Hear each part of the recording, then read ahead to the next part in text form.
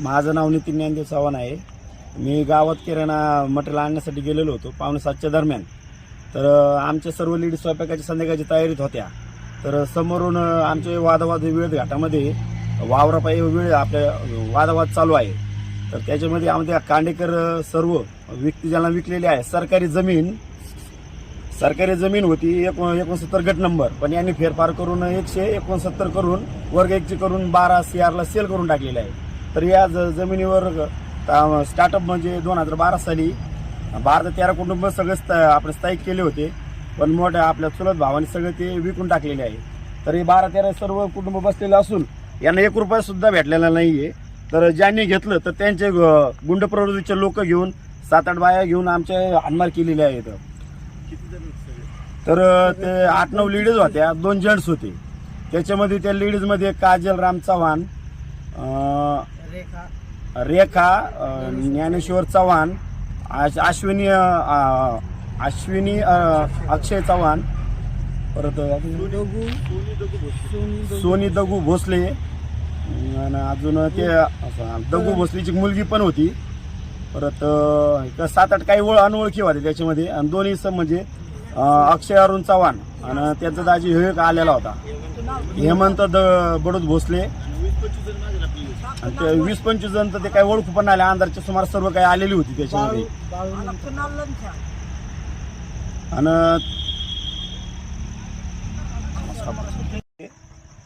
मच्छिंद्र जयवंत कांडेकर, अविनाश मच्छिंद्र कांडेकर,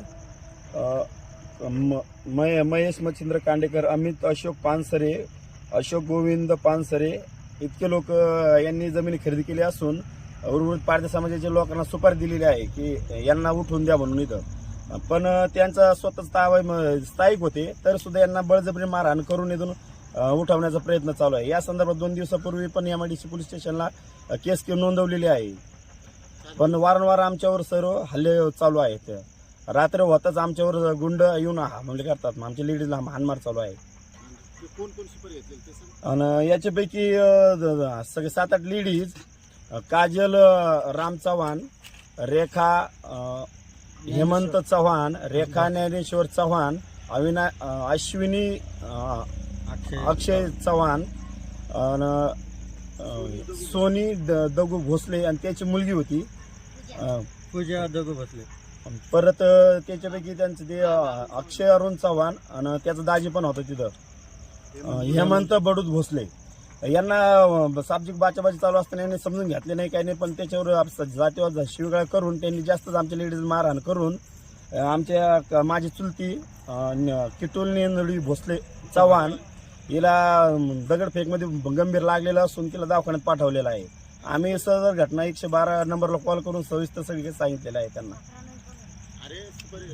या सर्वांचा सूत्रधार म्हणजे राम अरुण चव्हाण, हे सर्वांना फ्रंटला आणून ते सगळं आमच्याकडून ते म्हणजे यांना काढून देण्यासाठी यांचा प्रयत्न चालू आहे। आणि त्याच्या साथीला म्हणजे खांद्याला खांदा लावून काम करणारे म्हणजे करण नंतर काळे, अमोल नंतर काळे आणि बाळू नंतर काळे, हे त्यांना फुल सपोर्टेड आहे। कुणाल मारुती काळे हा सुद्धा त्याच्यामध्ये मॅनेज आहे त्याच्यामध्ये मारण्याचं। आणि अंधार होताच आमच्यावर हल्ले वारंवार चालू आहे। कृपया याच्यावर काही दखल घेऊन आमची जीवितास थोडी मदत करावी एवढीच नम्र विनंती। नितीन सर, ही जी घटना घडली केव्हा आणि कधी घडली? आज संध्याकाळी 5:45च्या सुमारास म्हणजे अंधार पडताच मी आपलं किराणा दुकानातून मटेरियल घेऊन येतच होतो इथं स्वयंपाकासाठी। लगेच समोरचं शेड आहे पात्राचं इथं सर पुढे दाखवा कॅमेऱ्यामध्ये, या साईडला येऊन लगेच 10-12 लेडीज आणि 2-3 जेंट्स आणि मागे काही लपलेली होती।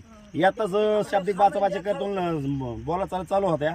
त्यांना मला भांडण करणं आमचे लोक असताना तुम्ही सकाळी या आपण सविस्तर बोलू, पण त्यांचे काही लेडीज काय ऐकतच नव्हत्या।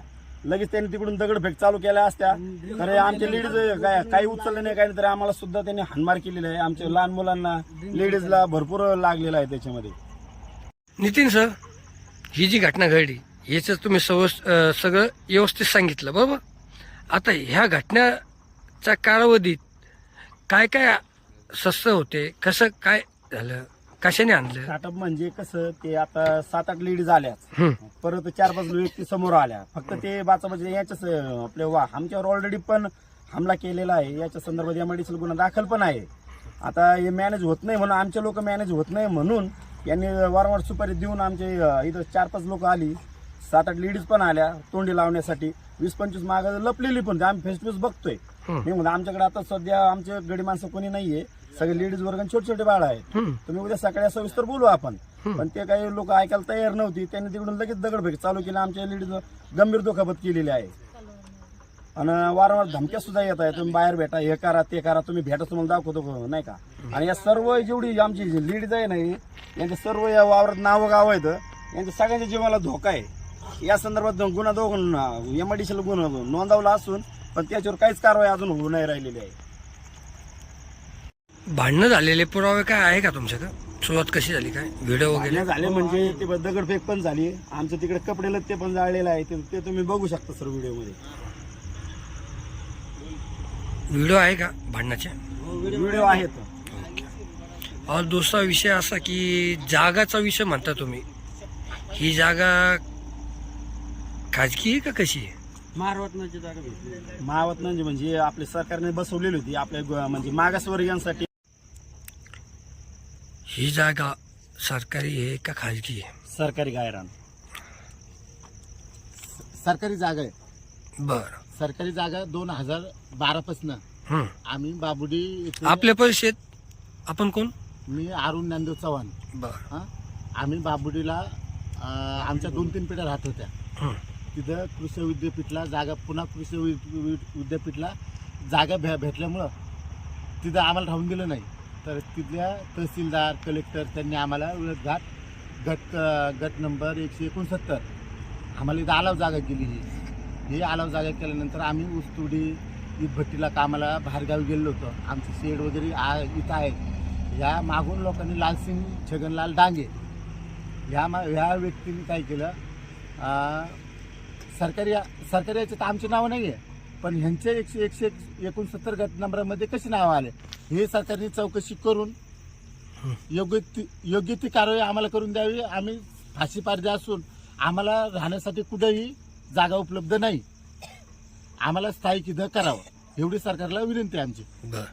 ही जागा सरकारी आहे म्हणता तुम्ही, हा. तर मग तुमचे सातबाराचं नाव लागलेले आहे का? नाही आमचे लागलेले आहे का नाही? नाही. तुमचा इथं काही पुरावा आहे का तुमच्यापाशी? आमचा पुरावा आमचे 2012 पासून आतापर्यंत सगळं पुरावा आहे आमच्याजवळ. तुमच्यापाशी काय पुरावा आहे? आमचे पंचनामे झालेले आहेत बाबुडीला, इथे ही जागा आहे. विळद घाटात पण आहेत पंचनामे. आमचे 14 कुटुंबाचे नाव आहेत सगळ्यांचे. बर.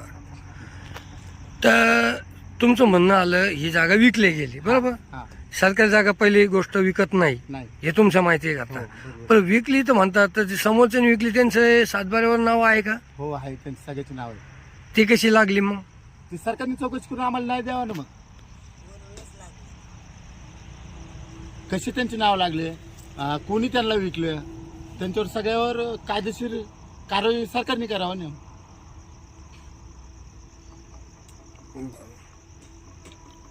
तुमचे जे वाद चालू आहे कशाबद्दल वाद चालू ह्या आहे? 169 गट नंबर विळद घाट निमळक ह्या जागेवरूनच चालू आहे आमचे वाद सगळे. ही तर सरकारी जागा आहे साहेब. ते वर्गाची झालेली आहे आता, पण ती कशी झाली मंत्री उपमुख्यमंत्री आमची दखल घ्यावी आणि याची आम्हाला विल्हेवाट लावून द्यावी. आपल्या कलेक्टर साहेबाला पण, आमच्या नगर कलेक्टर साहेबाला पण आमची हात जोडून विनंती. आमचा मुद्दा तोच आहे सर. आता आमचे एवढे गरीब लोक आहेत म्हणजे खायला पण सुद्धा माग आहे, ते आमचे लेडीज आहेत. आम्हाला राहायला जर जागाच नाही आम्हाला, तर आम्ही इथं कमीत कमी 10 ते 12 वर्षापासून आम्ही जर राहतोय जातोय, तर आम्ही ताबा म्हणजे हक्क लावतोय. तर ही वर्गाची जमीन होऊन दुसऱ्याच्या नावावर झालीच कस काय? मग आम्ही जायचं कुठं, राहायचं कुठं नेमकं? मग आम्ही हे प्रश्न पडतोय तुम्हाला? हो. तर आम्ही उदरनिर्वाह करायचं कुठं आमची नेमकं? विल्हेवाट नाही लावली सरकारने तर माननीय कलेक्टर साहेबाच्या दारात आम्ही अमरण उपोषण करू.